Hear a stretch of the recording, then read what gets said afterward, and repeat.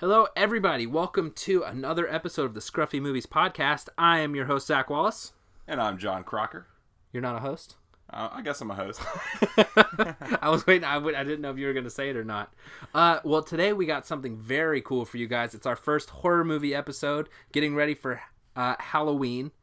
And so it's going to be an episode about Halloween. Now, this is actually a franchise that I watched growing up when I had the opportunity, but never really put much credit towards. I never actually sat back and watched them all in order or had gone through all the movies at any given time at recent Halloweens or anything. Now, I'd obviously seen the originals and a few others sprinkled in here and there, but I actually went back for the purposes of today's podcast and rewatched them just because Halloween is coming around the corner.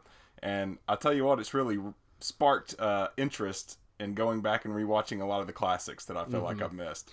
Yeah, that's like, I was always really freaked out by horror movies. Like, I hated horror movies until I was probably like in 7th grade or so.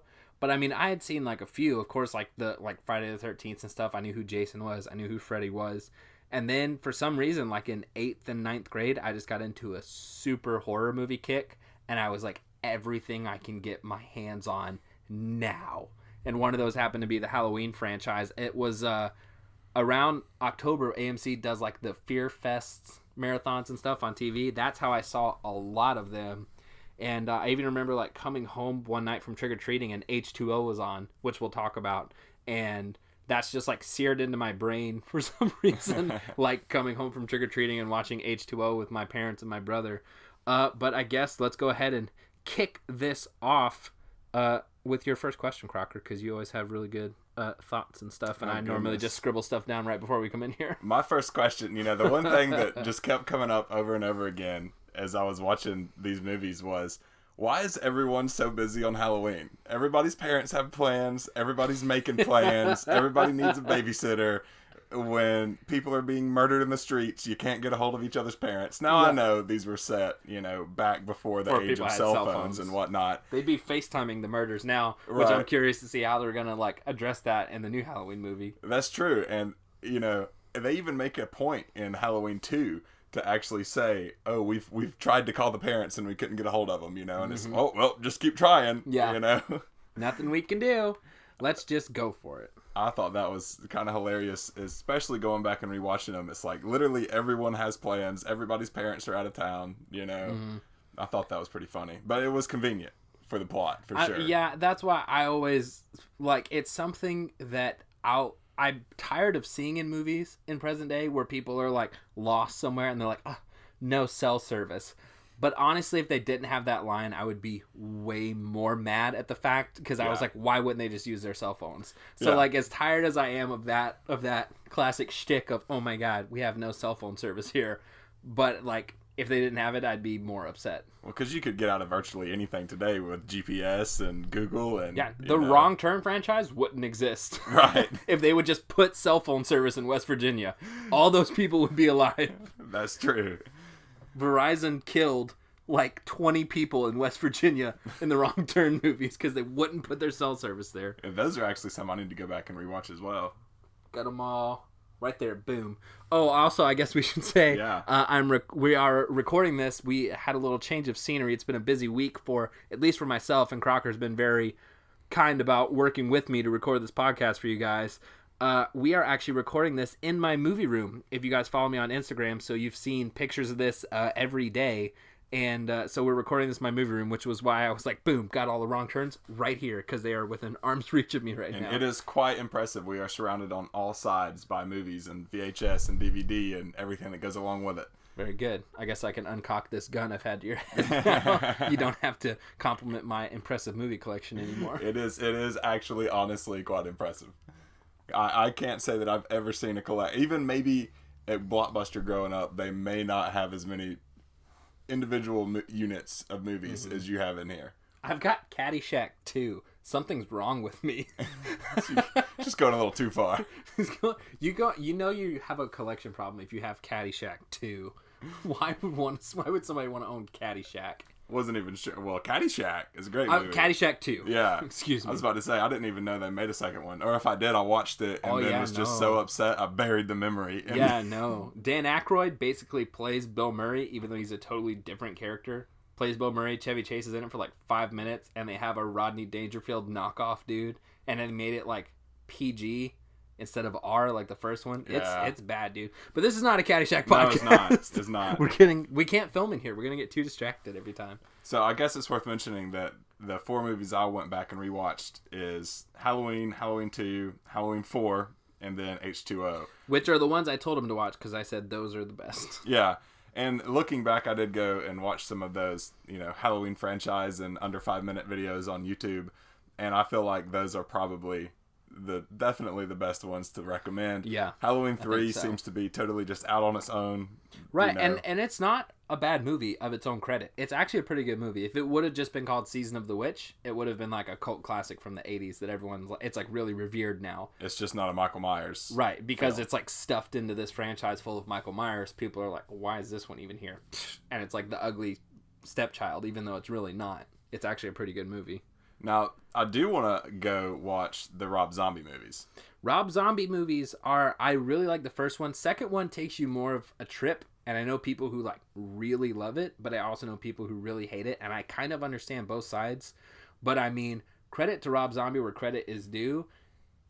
He made a Halloween movie that is totally different than anything we've seen before. He set out to be like, this is going to be a like psychotic mind trip Halloween movie. I don't care what anyone says. That's about kind it. of his style, though.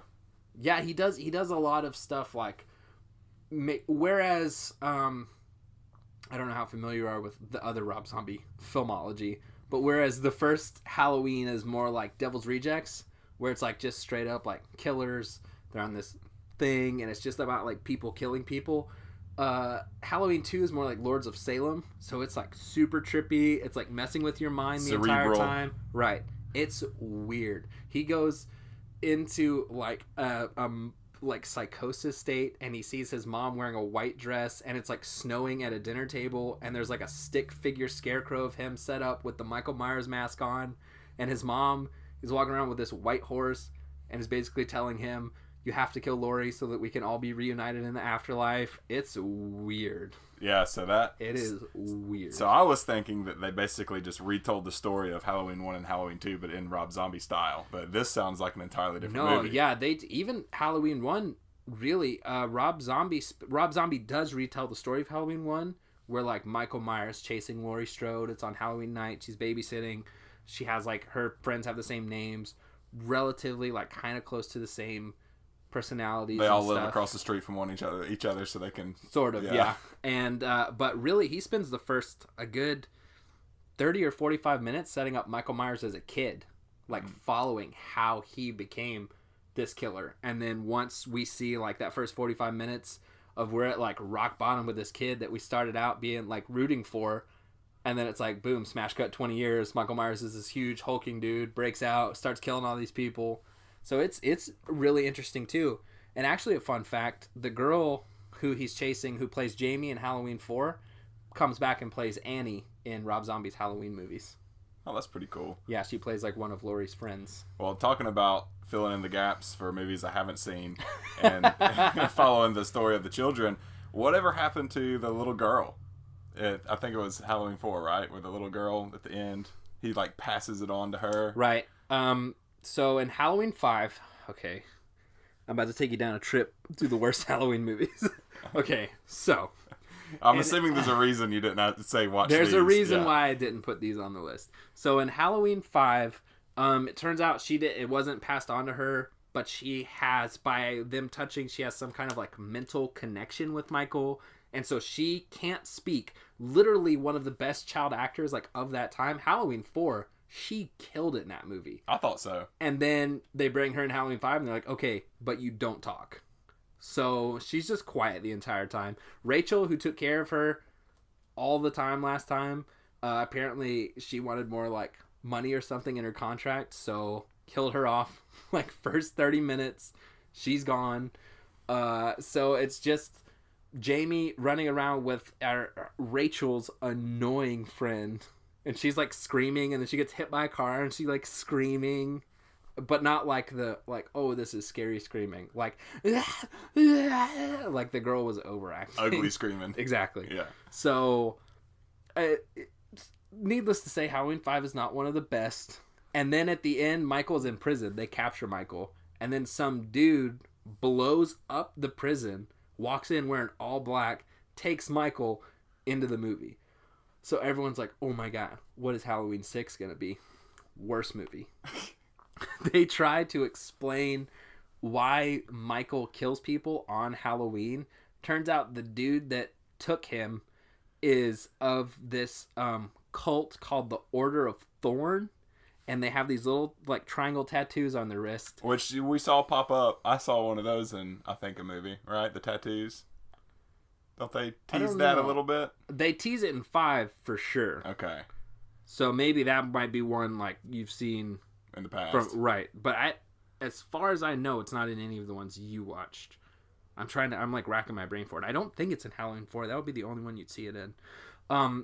But anyway, Jamie comes back like first 5 minutes. Not the same actress, because they were like, we're going to kill you in the first 5 minutes. And she's like, well, then give me $2 million or I'm not doing it. And they're like, okay, well, you're not doing it. So they hire a new girl, totally different.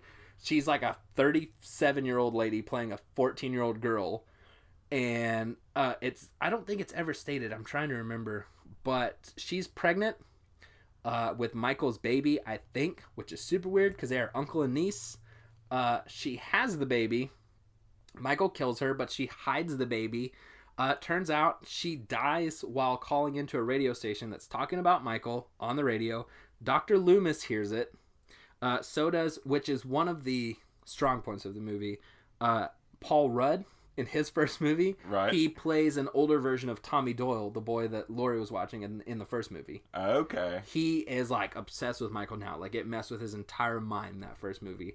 He hears it too, and he's like, that was real.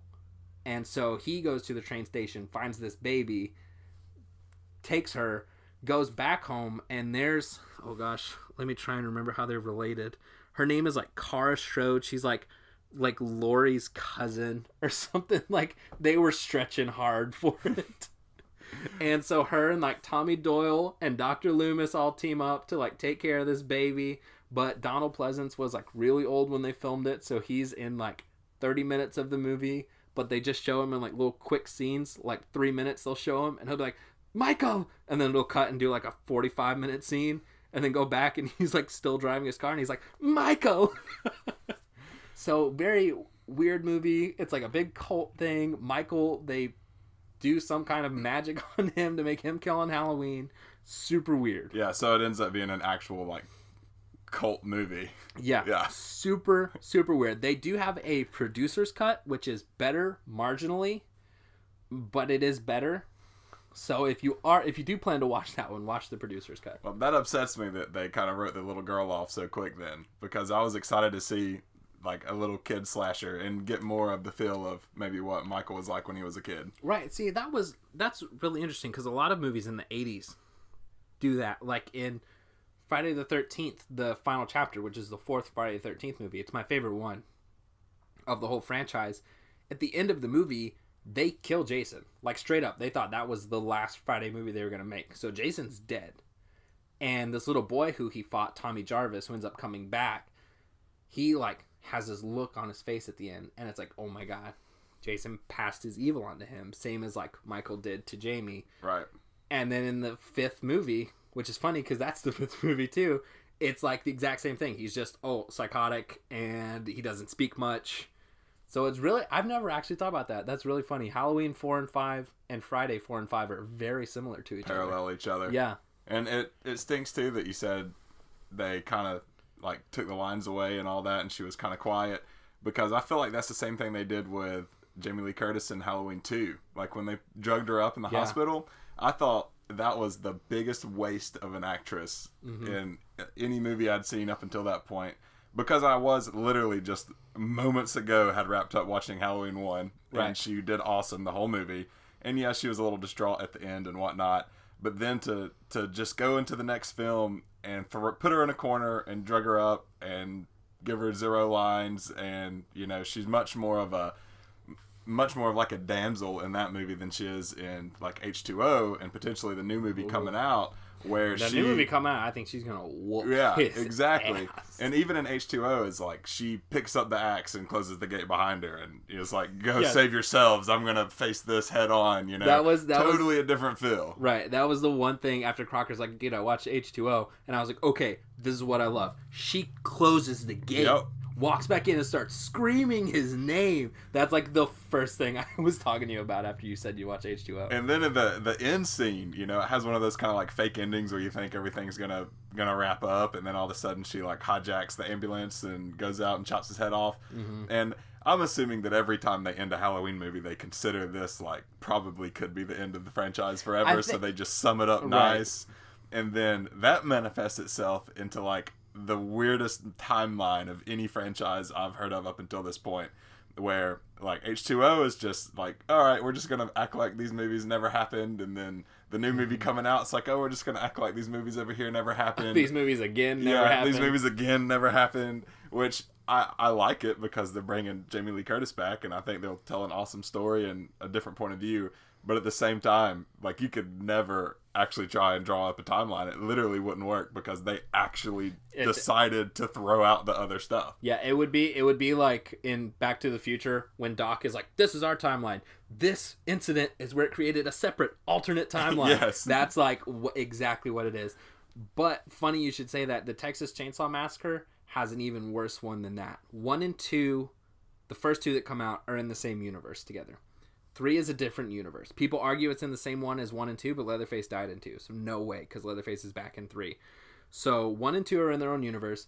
3 is in its own universe. 4 is a soft remake of 1 in its own universe, but it's still considered a sequel to the first one.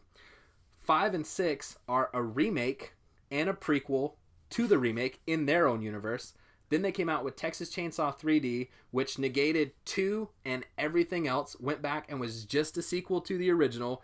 And then they just now came out with another movie called Leatherface, and it is a prequel to the first movie and the sequel that they just came out with called Texas Chainsaw 3D. So maybe it's just like a Halloween classics thing, like all the scary, all the horror classics. Yeah, I did see somebody point out too, because there's a lot of inconsistencies in all of them, really. Oh yeah. Funnily enough, I don't think Nightmare on Elm Street has. I don't think it has a lot of inconsistencies. I'm sure there is, but they've actually been pretty straightforward about their stories and stuff. Timeline. But yeah, Friday the 13th, it's like this 6th movie is known to take place like in 1980 something, whatever. And then when the 7th movie picks up, you see the main character of that movie, but as a little girl, and you see Jason still in the river where he drowned in the 6th movie. Like, they have the chain on him and everything. And then in that movie, after the little girl accidentally like resurrects him, or like she does something, I'm trying to remember, and then it cuts and it's like 12 years later or something. And so people are like, okay, so this movie just went from being in like 1987 to 1994, and it came out in 1986 or like whatever it is. Yeah, that's another series franchise that I haven't like ever sat down and watched them in order. I've seen them as they come on, sprinkle here and there, Friday. And and Texas Chainsaw Massacre. Yeah. Because definitely the only one of those I saw in theaters was the one that came out like early 2000s. It was one of the big remakes. Yeah, that's actually a really good one. The Texas Chainsaw Massacre remake. I remember liking that one, and I remember thinking as I was watching it that is more of like a remake than a timeline type of a film. Right. And so they're both good. They have their inconsistencies, but I love them both. Yeah, I heard someone mention, and I don't know how true this is, that Marvel considered doing the alternate timelines thing, because that's big in their comics and sort of how they explain a lot of stuff. And I think they were getting to the point where they had so many characters in so many places that they truly considered, maybe do we break off and actually do a couple of timelines in the same, Marvel universe or Marvel Cinematic Universe. In the MCU? Yeah, in the MCU. Oh, I didn't know that. It's to I sort thought of you meant explain about some the stuff. comics. No, well, they definitely Yeah, do. I was like, they do that in the comics all the time. Oh, yeah. Even if you go to like the Marvel Wiki and look up any character at all, it'll show you. Yeah, it'll show you what timelines they're a part of. That's in like the info box because there are so many. But yeah, I'd heard that because because they have just so many properties out there right now that they considered actually splitting it up into 2 alternate universes. They might do it with Avengers 4. Who knows? That's true. You never know. Or it could be something weird where they bring Venom in to, like we were talking about, as we actually went and saw Venom yesterday. Yeah. So as we were talking about how they could potentially tie this into the Marvel Universe, that I could see that potentially being how they excuse it is, oh, that was just an alternate timeline. Well, they do realm, actually. Crocker left before the end credits, but the end credits is just a scene from the new Spider-Man movie Into the Spider-Verse, the animated movie coming out. Which is why I left before that, is because they showed the trailer. So good. Before it wasn't the the trailer. I know. But before that, it came up a little like blurb, and it said in another universe. Right. So they're already kind of setting up like, yeah, this is a universe, this is a universe, this is a universe. Well, maybe that's what it is then. Is it was part of the conversation where they acquired all the rights to everyone they hadn't had. Venom is like MCU adjacent. Right. He's like Supergirl to the Arrowverse shows in that she's not technically living in their universe, but if they need her, they can pop over and But then that gives them every creative right, though, to be like, oh, we're just going to pluck what we want and say that it crossed over, and we're going to push everything that we didn't like aside and say the reason we didn't like it is because it was in this other universe. It was in this other universe that they don't know about yet. Exactly. Well, anyway, back to the Halloween movies. Yeah, back to the Halloween. We always get sidetracked. On our Marvel tangent. So what, out of the ones that you watched, what was your favorite and what was your least favorite out of the ones you've seen? I'm every time you ask me that question, I'm gonna go with the original for the favorite. It's just I always have that thing. A New Hope is my favorite Star Wars movie. Mm-hmm. The original Halloween is my favorite Halloween. I'm big on origin and like what everything else is based off of, I guess. So to me, that was probably my favorite one. Because it was the original, it had all the original everything about it. The babysitter murders or whatever you want to say. Right. And then my least favorite was probably 4, just because I wasn't a huge fan of like the everybody locked in a house scenario. Like, oh yeah. And like Michael just walks in and ruins them. That was I don't know, it almost seemed lazy. Yeah, it was lazy filmmaking. They're like, "Oh, you guys are locked in a house." Where there's windows and a gun. But yet there's no way out except for the front door, which can somehow be like wedged closed. It's I don't know. And then they get out anyway. They go up on the roof and climb roof. out. Yeah. It's like, why didn't you guys do that before he got there? Exactly. Or I don't know, maybe leave one entrance and one exit, try and be smart about this. That was probably my least favorite. Halloween 2 I enjoyed more than Halloween 4, but when I got done watching that, I thought to myself, I didn't like him being stuck in the hospital the whole time either. Like, I thought that was also kind of it was an awesome change of scenery and a change of pace, and definitely a huge, like, mark of differentiation between the first movie. Mm-hmm. And I appreciate that from the filmmaking standpoint. But again, it was almost like a little lazy. And they threw Jamie Lee Curtis away and didn't use her at all. Like, so it's a hard tie between 2 and 4, but I would say 4 is my least favorite. I think even, like, John Carpenter has gone back of the films he's been associated with and been like, I hated in 2 that I made them brother and sister. He's like, I was just trying to make it, like, something interesting for why we would have the sequel. Right. He's like, and then I feel like it just took everything scary about Michael and threw it out the window. Because before in the first movie, it's like, wow, anybody could die. It's just this crazy killer walking around killing everybody. And it's like, oh, well, he's just after his sister. I'll just stay away from his sister then. Which is funny because the sequels push that to a 10. He goes after his niece in 4 and 5, right. His cousin in 6. And now, as the movies progressed, the kills got cooler.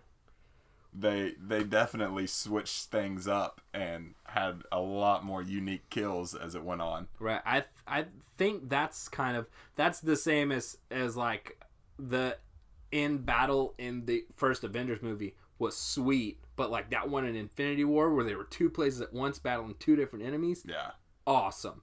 And I think that's just because every movie they feel the need, like they have to amp it up and amp it up and amp it up. Like even as much as I can agree with you about like just the locked house thing, even though very clearly they had ways to exit, when he picked that dude's head up and just went and popped it like a pimple. Yeah, and he was like screaming. I was like, damn. Like, I remember that from, like, the Fear Fest days. I can't remember if it was the beginning of 2 or the beginning... Well, it had to have been the beginning of 4, where he's in the ambulance and he just jabs his thumb through the guy's forehead.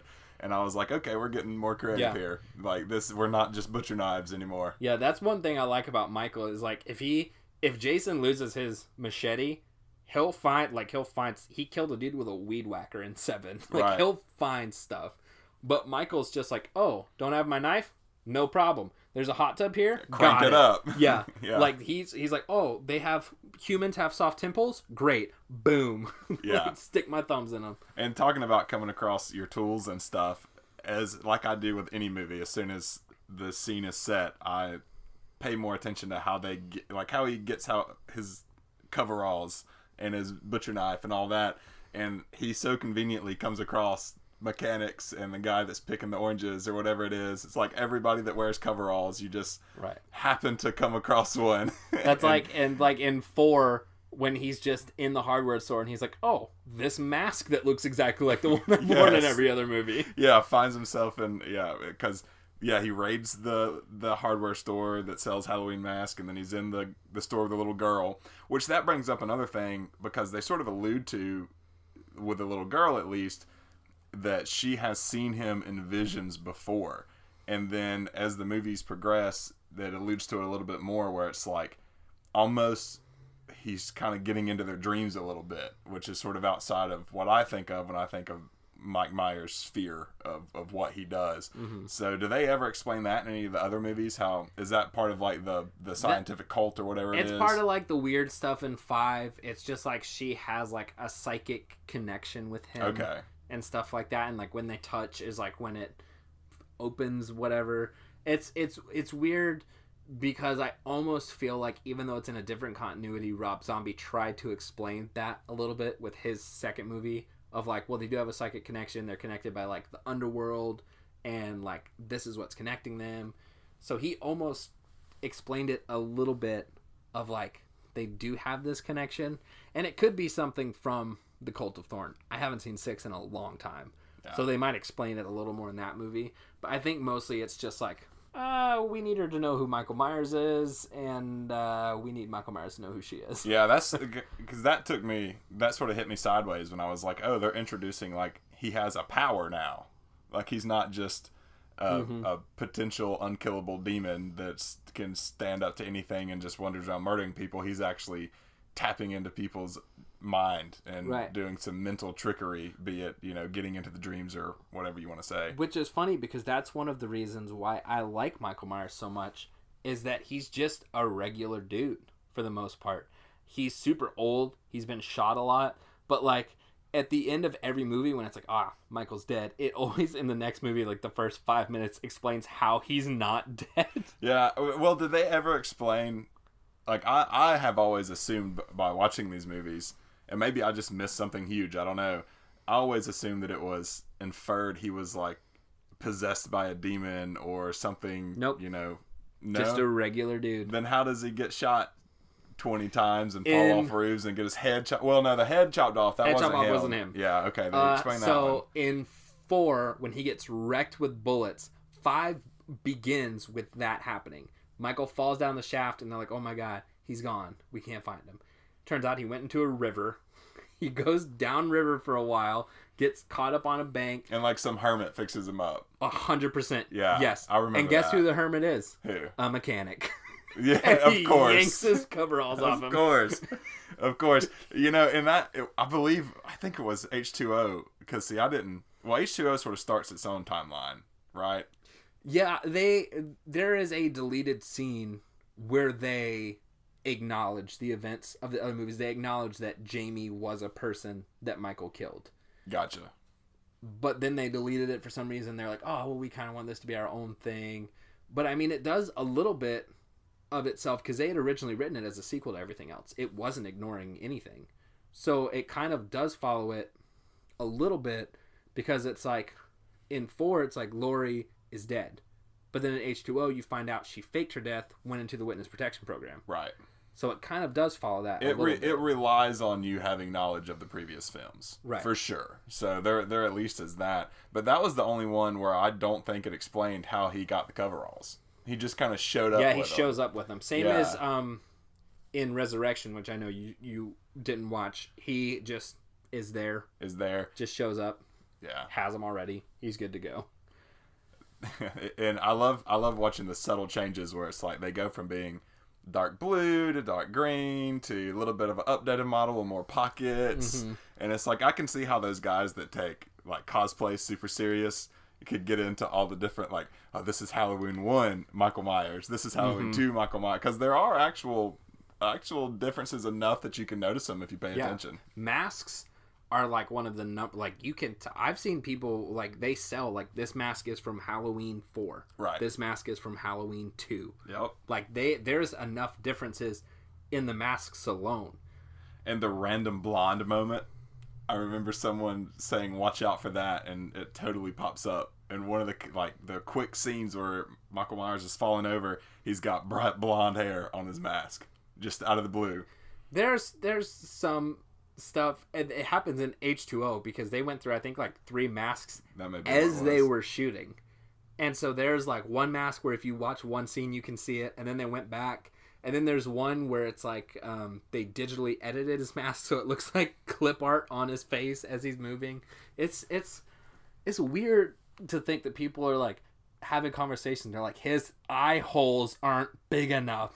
Well, yeah, and what I think it was H2O, they were huge. Like you could see the circumference of skin around the inside of the eye hole, and it totally looked different than all the other movies where they were just kind of like darker holes, you know. Yeah, and it can be explained away of like he keeps finding different variations of this one mask. Right. Do you know what that mask is originally? What's that? I believe when they first started shooting, they had a mask that was not that mask at all, and they didn't like it.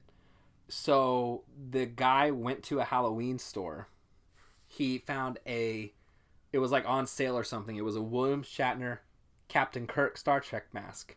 So he took it back, flipped it inside out, painted it white, widened the eye holes, and then tussed up the hair.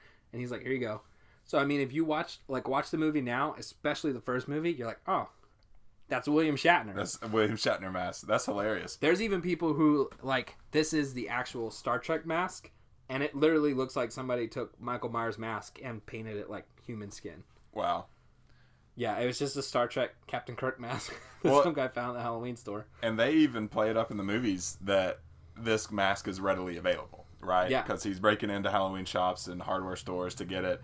There's I can't remember if it was a dream, but all the kids that surround the cop dress like Michael Myers. So it's like those were easily accessible. And then the one kid that actually gets killed, they run the car into him. He was wearing the mask. He was wearing mask and the coveralls and everything. And that was actually a point they probably could have played a lot more on in the series, was that there are other people wandering around tonight. Yeah, there are more people wandering around trick-or-treating tonight with that mask on than the killer. You know, he's not the only one. Right. And there's they call on that fact a little bit in 6, but it's basically like now that people know who Michael is, he's just like, he's a pop culture icon to them. He's just like this famous serial killer dude. Right. So, I mean, like, I'm sure I can guarantee you there's people who dress up like John Wayne Gacy, who's a real life serial killer, like in his clown makeup and stuff that he did for like Halloween. I'm sure people dress up as actual serial killers all the time. Oh, yeah. For sure, and especially because the movies, a lot of them were set like 20 years down the road, you know. So at that point, even if you were looking for how true to life the film was, it's like 20 years later, you would dress up as someone who did that in your town 20 years earlier, not even thinking that they could potentially be running around with you tonight. And it's a lot of times, and you hear this in like all the big movies of the 80s. There's always the one person that's like, he's back, and everyone's like, he's dead. They're like mythological creatures to them almost. They're like, he died 20 years ago. No way he's here. And then they're like, oh, he is here. Yeah, It happens in every movie in the 80s. Even in episode 4 even in Halloween 4 with the episode 4, Michael Myers Strikes Back. Yeah, exactly. A new Michael Myers. A new Michael Myers. A new Halloween. A new Halloween.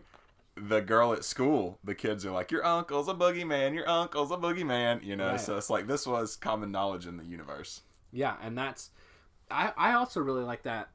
Speaking about that, just like the boogeyman aspect of Michael Myers. I remember that line really sticking with me at the end of the first movie when Laurie's like, was that the boogeyman? And Dr. Loomis is like, I think it was. Actually, it was. Yeah. That I thought was really cool, which I'm kind of excited to see now how they do it in the new Halloween, because they even like mention it in the trailer of their like, isn't Michael Myers like her brother or something? And they're like, no, that's just a rumor. So like they're retconning that entirely. So they're not related, Michael and Laurie. So I don't know how he finds her again. Right, because we get the sister twist at the end of Halloween 2. Right, and John Carpenter regretted that from the get. Now is John Carpenter? He's a producer on this new one. He was like, it's called like John Carpenter's Halloween. Like he oversaw who brought on writers and directors and like all that stuff. So this one comes immediately after 2, or immediately after 1.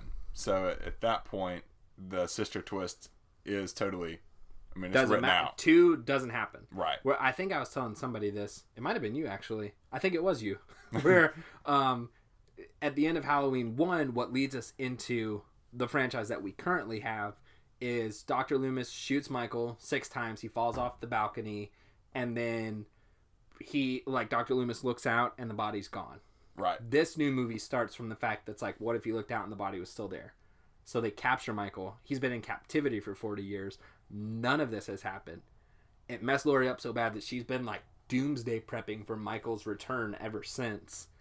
And then now, 40 years later, he finally breaks out, starts killing like babysitters and everybody again on Halloween. I'm glad they're making Laurie out to be a badass instead of cowering, drugged up in a hospital.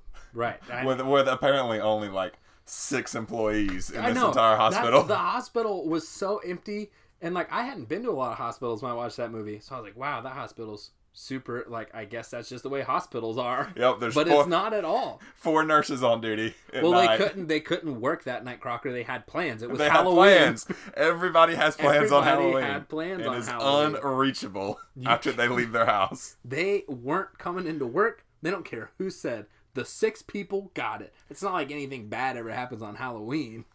It is so funny just watching these movies. They're like a crystal ball into what was it, the 80s were like? Or was it late 70s?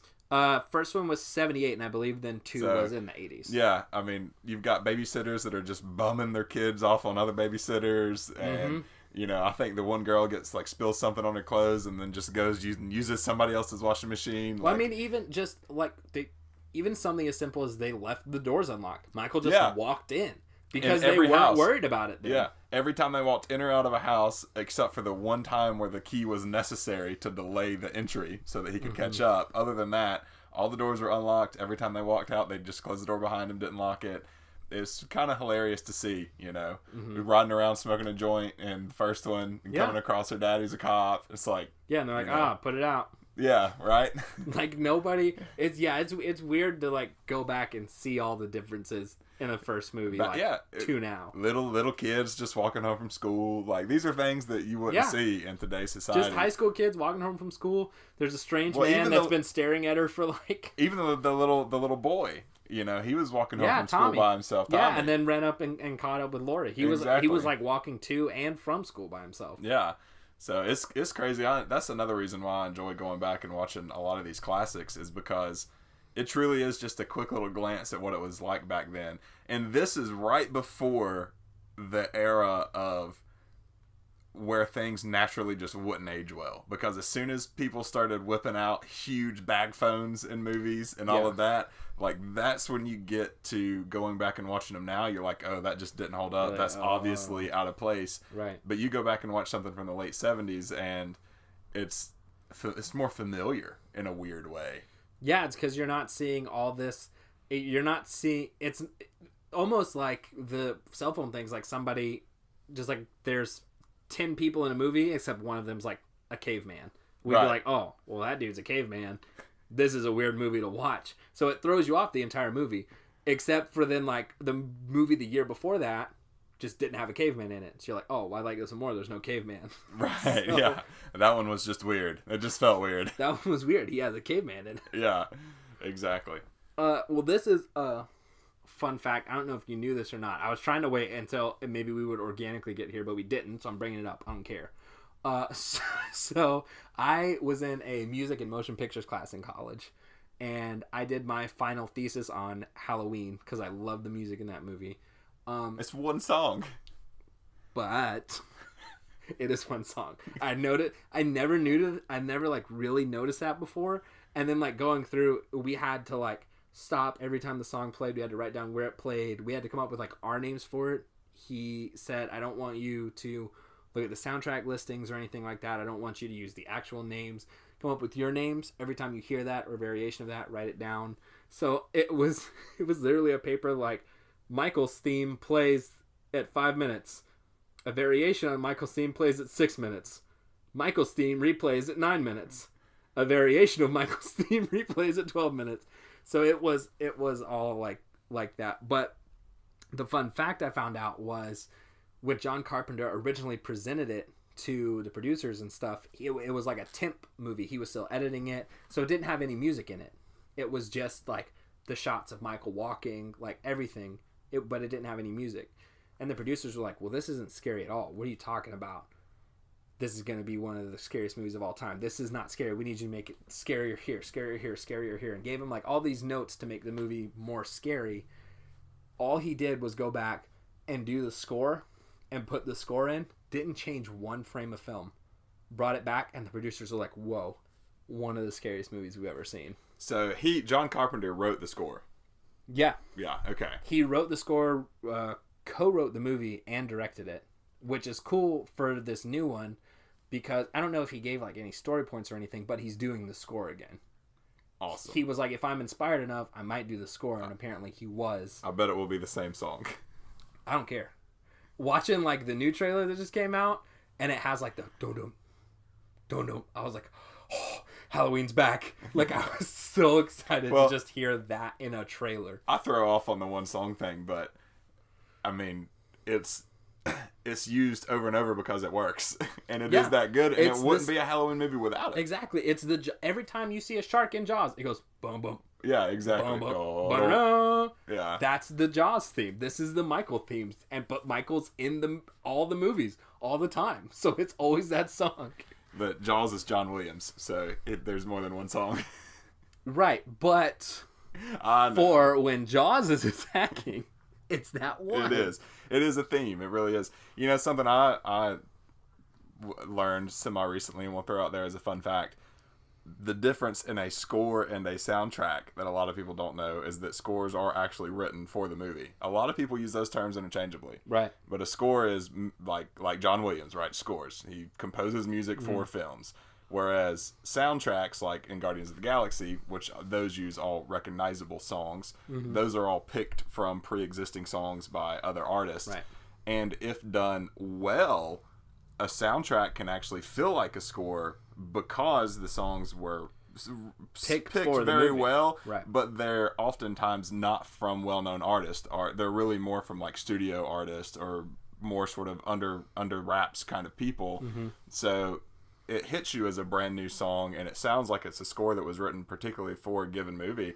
But in reality, it was just some guy's job to scour through thousands of tunes and pick the ones that nobody's ever heard that go great with that scene. Yeah, and that's what a lot like. I really like Edgar Wright for, because he comes into movies with like music in mind. Have you seen Baby Driver? Oh yeah, yeah, and that one just in the opening where it's like perfectly choreographed. Babies walk down the street, and like the words are even popping up. And it's just all like one shot, and it's him dancing and listening to that one song. I was like, oh my God. But you know why? You know why that works so well? Is because he'd already done it before.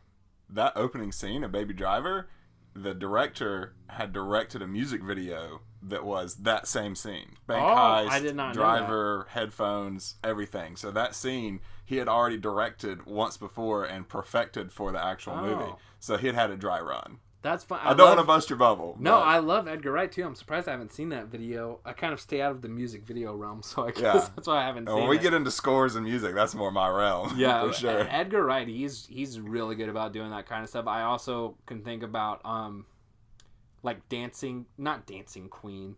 I'm trying. God, I can't think of the name. Of it. That's ABBA. It's by Queen, which is where I'm getting Dancing Queen from. In Shaun of the Dead, when the radio accidentally turns on and then they beat up the bartender to like the beat of the song. I can name Queen Burning songs. Through the Sky, yeah. That one. Well, anyway, another cool one. Yeah. Another cool. Another just like random did you notice it thing. I actually had to look this up because it just screamed you need to go look this up. But in H2O, when the old lady gives the quote-unquote maternal advice, that's her mom. But that is also the girl from Psycho. Yeah. Yeah, never knew that. Yeah, and Janet Leigh. When she hops into the 50s Chevy, it's like a 55 Bel Air or something, I was like, okay, that is so out of place that I need to Google this and figure out who this is, because I feel like that was a cameo that just went way over my head. But yeah, it's totally the Psycho lady. Yeah, Didn't know that. That's Jamie Lee Curtis's mom. Oh, in real life? In real life. Oh, That's her mom. What? Yeah. Did not know that. So her mom played the girl in Psycho, and she played the girl in Halloween. Which is interesting because there's a lot of like photos and people talking about like these two generations of Scream Queens. Yeah. And so there's pictures of like Jamie Lee Curtis in the shower like doing the scene that her mom is most famous for. What? That's new to me. I had no idea. Yeah, they're mother and daughter in real life. So the maternal advice, which is why I was like, yeah, she's her mom. Right. That's actual like her mom giving her daughter advice. Blowing my mind right now. I had no idea. It's another Scruffy Movies exclusive. That's right. First reported here. Nobody else knew that in the world. I just saw like a teal 55 Bel Air in the middle of this prep school, and I was like, that sticks out too much. I have to, and that quote just seems so like placed purposefully. Yeah. That I had to go look it up. I actually paused the movie and Googled it. Did you notice the little Joseph Gordon-Levitt at the beginning? Yeah, like and the 15-year-old JGL. Funny thing about that is that he dies before his name is in the credits at the beginning of the film, because the whole time I was thinking, I know that guy, I know that guy, I know that guy. I'm not gonna whip out IMDb. I'm gonna pay attention to this movie, and then sure enough, because these movies are of the age where they have the pre-credits. He dies, pre-credits pop up, his name's in the credits after he dies. Yeah. I thought that was absolutely hilarious. Literally didn't make it long enough for him to be credited for the film. That's funny because a lot of movies now, the Expendables are terrible for it. Jet Li will be in 2-minute scene, but he's on the cover, his name's listed. So there's a lot of movies now where it's to the point of, especially like sequels and stuff, where they're like, oh yeah, this guy's back in the sequel that was in the first movie. But I'm like, is he really though? Is he in it for, like, it's happening right now with Goosebumps and Goosebumps 2. They just announced Jack Black is back. So they're showing, like, little teases and stuff of him playing R.L. Stine in the new Goosebumps movie. But the scenes they've shown of him are very few and far between, and we've seen a lot more scenes without him. But they're like, yeah, Jack Black in Goosebumps 2. Right. And I'm like, I don't know if you guys are telling me the truth.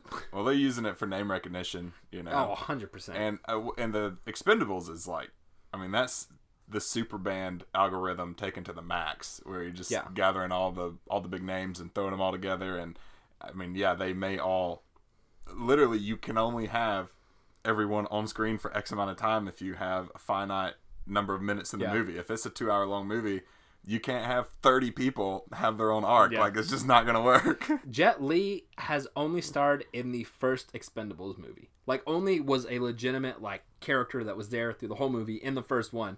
But he is credited and is on the poster, on the DVD cover for 2 and 3. And he is not in but, like, 5 minutes of either of those. Oh, man. He's, like, the number one dude I could think of. I feel like this podcast has gone more off the tracks than any of our previous ones. Well, yeah. That's okay. But it's all correlated. It's all connected. This is podcast. It's this the is same conversation. Long form conversation. It started out with the Halloween franchise. It ended up with Jet Li's screen time in Expendables 3. Yeah, exactly. And talk about name recognition. LL Cool J bringing it back around to Halloween. I love LL Cool J in that movie. I thought he did a great job. Yeah. I think that was actually one of like his first movies too. Was like H2O. If it wasn't his first, it was around the time when they were like, you can act? Or you're interested in acting? Yeah, you can do more than just rap, LL Cool J? Wow, you really are Cool J. I bet people will like our movie more if we put you in it. Which is funny because they carried that same formula to Halloween Resurrection. They were like, wow, well, people really loved LL Cool J in the last one. Let's get another rapper in here that's hot. Who was it? Busta Rhymes. Busta Rhymes. I can't think of any movie I've seen with Busta Rhymes. Halloween Resurrection is the one that comes to my mind. But are there any others? Because I'm sure there probably are. LL Cool J's been in a lot of movies. LL Cool J's been a lot. He's starring on an NCIS show right now for like 7 seasons. Very successful. Yeah. He was in Deep Blue Sea. Awesome movie. I think so too. I a lot love of people give Deep Blue Sea hell, but I like that movie. And I had my fingers crossed when Meg was coming out that it was going to be like Deep Blue Sea 2. It was not. And apparently it was not. It wasn't a bad movie, Meg, but I read the book, and basically the only thing they carry over from the book is like a couple people's names and that they're fighting a giant shark. Other than that, totally different than the book. Oh, that's and a shame. I literally just reread the book right before I watched the movie. So when we walked out of it, Brittany, my wife, was like, wow, that was pretty good. And I was like, no, they changed everything. It's ridiculous. They're just fighting a shark. They're just fighting a shark. It was all different. I can assure you that I will never prepare for a movie by reading the book beforehand unless it's it was definitely a mistake. Yeah, unless it's something a lot more closer to like Lord of the Rings. You could talk me into that, but definitely not Meg. Yeah, it was there's like 9 of those books or something now. There's a lot of Meg books. Oh, really? Yeah. So if Meg were to have been, we're totally not talking about Halloween, but if Meg were to have been successful, it was successful. Oh. It made $500 million. Oh, wow. It made like $500 million internationally, and I think it was shot for like $200 million. I need to see it. I haven't seen it. It was shot for $200 million or less, so it made its budget back plus more. People like really like that movie. Well, maybe then they'll bring it more around towards what the books actually are going for and make a series out of it. It would be cool if they made a series out of it, if only for the fact that I feel like we are missing not even giant, just like good shark movies from our lives. It seems like we get like one shark movie every year, but like only every couple of years is one like, whoa, that was a good shark movie. Well, we don't get very many good like monster flicks unless they are sort of recreations of stories that have already been told before, like Godzilla. Right. For as much as I didn't care for the human aspect of Kong Skull Island, the monsters were awesome. Yeah. But that's totally, I mean, that's about as monster flicky as it gets. Yeah, Kong Skull Island. Yeah. It wasn't even like a monster flick. It was like an action comedy. Yeah, well, was that the one with Jack Black? What? No. What are you thinking of? Kong. One of the Kongs had Jack Black. Oh, that was Peter Jackson. Yeah, no, that one is much more of like a monster movie. Yeah. Okay. No, Kong Skull Island just came out last year. Okay. And it's like Vietnam War era. They go to Skull Island on like a mission and they find Kong and like Samuel L. Jackson's there.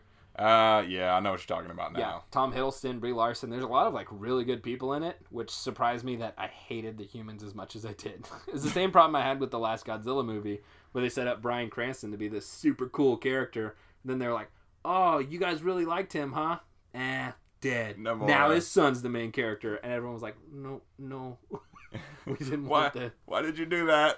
And it's funny because Aaron Taylor Johnson and Elizabeth Olsen play husband and wife in that movie. So they're all like kissing and cuddly the entire time. And then literally like the year after that, they played brother and sister in Age of Ultron as Scarlet Witch and Quicksilver. Wow. Yeah. And Quicksilver dies in that movie, right? Like immediately. No, not immediately. At the end, though. Yeah, I mean that's the only movie he was in. Yeah, that's what I was getting at. Is because I remember thinking, oh, Quicksilver would be really cool if they like developed him. Yeah. I'm not complaining that we got Scarlet Witch. I think that's awesome. But it would have been cool to get both. There's been rumors that Aaron Taylor Johnson was spotted on set of Avengers 4. Oh. And if they're doing some time travel stuff, it makes sense that they would go back and snatch him up. Yeah, that's true.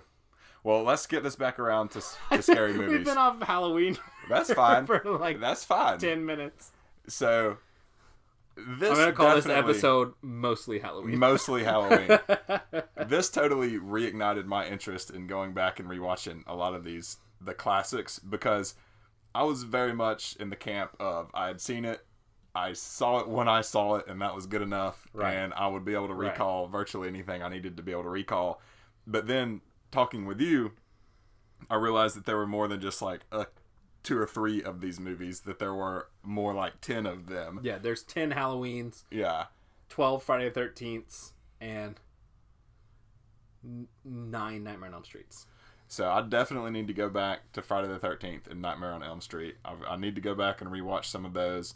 You know, again, it's like I know the basic plot of the originals, but after that, especially what you get from seeing them in order. Like with the Halloweens and even all the others, I'd seen them as they'd come on and things of that nature, but you just really do get so much more if you actually pay attention to the story and the characters that come back, and you see and it all actually in order. And it's funny because they make a majority of those movies. Those seem to be like the 3 that people love talking about from the 80s. Those are like the big franchises: Nightmare, Friday, and Halloween. They made a good majority of those movies where, like, if I just popped in Nightmare 5, you'd be like, cool. You might have like a few questions of like, I wonder how she knows Freddy, but then you'd be like, nah. Yeah, they're good enough that they stand alone. But that goes back to what we were talking about in, I think, the very first podcast, is that nowadays it's almost expected that you're up to snuff. Yeah, you've done your homework and you know where we're at in the story, because they're not going to take the time to catch you up. Whereas back in the day, every movie that came out had to survive on its own, and it had to be a full unit, a movie in and of itself for anybody that might sit down in the theater that week to watch it. Right. Even straight, like Freddy vs. Jason does, and I'm not even kidding, a like previously on Nightmare on Elm Street. Freddy gives a monologue at the beginning of the movie of this is what happened to me, and it's showing clips from all the Nightmare movies that came before. He's like, this is what happened to me. Somebody killed me. This is where I'm at now. I'm resurrecting this guy because he can instill the fear again, and he resurrects Jason to go to Elm Street and start killing people. But there is seriously like a previously on Nightmare on Elm Street at the beginning of that movie. To get everybody called up. Because they knew that movie was going to be huge. Which, speaking of that movie, would have made me so mad. I wish I could have gone to this because it would sound like a really cool event. They world premiered that movie at a camp, and they invited all these people to it. I think it was called like Camp Hack and Slash or something like that. And they invited all these Freddy fans, Jason fans, like everybody, and they did camp activities and like everything leading up to the movie premiere. So they premiered the movie. Movie played the entire time. And then, like, probably about the last 30 minutes of the movie is when the real, like, knockdown, drag-out fight between Freddy and Jason is. So it starts off with, like, Freddy gets pulled into the real world. They see each other. They start walking towards each other. There's a really cool wide shot of, like, Freddy puts up his... Oh, God. I dropped my notebook. This is about to say, we're in the movie room, so you didn't hurt anything precious, did you? No. Just dropped my notebook. So Freddy, like, puts up his... claw hand. Jason like puts up his machete, and as they're like right about to start fighting, it cut, and it was like, see who wins, April whatever 2003, and they didn't show them the end of the movie to make them have to pay to go again to see the end. So what was the whole point of the camp then? Exactly. I wouldn't have been a fan anymore. I would have been like, I'm boycotting this movie. This is ridiculous. Yeah, that would have been terrible. Just somebody made a bad decision. Oh, 100%. They made a bad decision. Now, if they would have given me like a free ticket, they're like, hey, we just don't want any spoilers to come out. Here's a free ticket. We want you guys to still go see it and enjoy it. Maybe different. I would still be mad. But like, I would understand. But just like being there and being like, yes, here it comes. Yeah. What? Like, I would have lost my mind. So is it safe to say that out of all like those 3, Halloween is your favorite franchise? No. Friday. No? Friday. So I take that to mean that's probably the one I should watch next. I can show you the book after we get done recording this podcast because it's in the other room. I have a table book, and all you horror fans listening to this will probably know what it is. It's called Crystal Lake Memories, and it is probably like 2,000 pages or something. It's just meant to be like, oh wow, cool, like a neat book to flip through. I've read the entire thing cover to cover. What is it, like a visual guide of the movies? It's like a breakdown of every single movie, gets all the actors back together, and is like just an interview book, basically, of like their experiences on the movie. Like, it's one guy like, well, this is what happened, but I remember this day where this fight happened between the director and the star. And then that will lead into, like, the director, like, oh yeah, I remember the day I fought with this star, and it's like a paragraph of him telling his story. So definitely more behind the scenes stuff. Yes, it's really cool. And then they kind of adapted that into a 4-hour documentary of the same name called Crystal Lake Memories, which I have also watched. Of course. After I've read the book. I know everything. Doesn't matter. Watch it again. You never know. Yeah, there could be a little fact, maybe. But yeah, Jason for sure, if only for the reason that we were speaking about this earlier, they didn't give him a crux of a killer. Jason was just like, I'm in a camp. If I see you, you're dead. Right. He was in space. Didn't know how he got there. Doesn't matter. Wakes up, starts killing people. Freddy only goes after kids, specifically on Elm Street. In the other movies, it's a little bit iffier than that. But he only goes after kids in the dreams, usually on Elm Street. Michael only goes after his relatives. Jason is just like, if I see you, you're dead. Whoever. Right. And so that's why he's one of my favorites. He has no crux to him. If you see him, you are dead. There's no shot. Michael can be argued because it's happened a few times. Like, kids bump into him. And he's just like, doesn't matter to me. I'm not after you. Like, pushes them aside. Yeah. If that kid bumped into Jason, that kid's dead. Right, and I've noticed that too in the Halloween movies where sometimes he would just let people go. And then other times he would kill a totally random person that seemed unrelated to the rest of the movie just because they had a knife in their kitchen and he needed it. Or something, you know? That's that Michael, from what I've put together in my head, Michael only wants to kill his relatives, but he will kill you if you get in his way. Right. If you are in his way of completing his objective of killing this person, you're dead. Right. Like, if that cop had been... Oh, you haven't even seen this. It's in Halloween 5. There's a cop parked outside that Michael kills. He's parked outside of a house that's guarding Dr. Loomis and Jamie. If that cop had been just like maybe 30 feet back or even one street over, wouldn't have died. Right. He only killed him because he was protecting the person he wanted to kill. There seemed to be some differences in the total numbers of people that Michael killed too. Because I think at the beginning of Halloween 2, they had said like a number like 6, and then later that turns into 16. But even when you hear 6, you're like, well, obviously that's not right because it was more than that. There's, you know, as the movies progressed, they would talk about the kill count, but it seemed like they were always confusing the numbers, going up and down and up and down. It's like, I don't know if they meant for it to take place before the story got out, or like they had heard of what happened in the hospital, or this, that, or the other, you know, but it always seemed like whoever mentioned it had a different number in mind when they said ultimately what the kill count was. And I think that probably has a lot to do with like the different writers and stuff. Yeah. Who were just like, I didn't like Halloween 2. I'm not going to mention my movie. I'm not going to count those kills. Right. Even if the studio is like, this is Halloween 4, it's connected to all the other ones, the dude who wrote it is like, no problem. Because then, I mean, what, they're going to go back and check? No. If he handed in his script and it's like, Michael's killed 18 people, they're like, sounds great. Yeah, that sounds right. Michael's a killer. You must have went and counted. You must have counted them. Yeah. Sounds fantastic. Even if he was like, he killed 21, but the guy didn't like the way that Michael drowned the nurse in the hot tub in 2, and he's like, I'm not going to count her because I didn't like that kill. Right. The producers were like, sounds great. Of course he killed 18 people. Yeah. Like, they just don't care enough to go back and check themselves. All right. Well, final thoughts? Halloween is an awesome franchise. It's one I am excited to see still growing. Funnily enough, I think that the slasher movies have kind of come to an end in the modern era, and with Halloween originally coming out in 1978 sparked the entire slasher genre. I think that when this new Halloween releases, it's going to spark an entire new phase of the slasher movies, because I think this movie, when it comes out, it's going to do really good at the box office. People seem really excited for it, and I think pretty soon after this, we're going to start seeing Nightmare on Elm Streets again. We're going to start seeing Friday the 13th again, potentially Screams. I think we're going to start getting a lot more slasher movies than we have been getting. And I'm very excited for that to happen because it is my favorite subgenre of the horror genre as a whole, is slasher. I hope so, and we will definitely have to carve out time on a future podcast here in a few weeks to talk about our thoughts of the new Halloween movie. Yes, because I will be there A1 day one. You better believe it. I will probably be there with you. I will be there A1 day one. I ain't even messing around.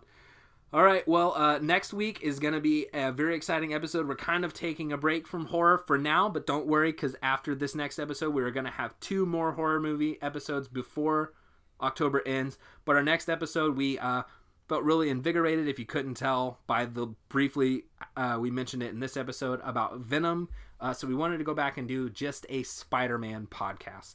So it's going to talk about the old Spider-Mans with Tobey Maguire, Amazing Spider-Mans with Andrew Garfield, the new Spider-Man iteration with Tom Holland. Of course, we're going to talk about Venom, give you guys our full spoiler review, thoughts on all that stuff. So it's going to be a good one. We don't want you to miss it, and we will see you then. Bye!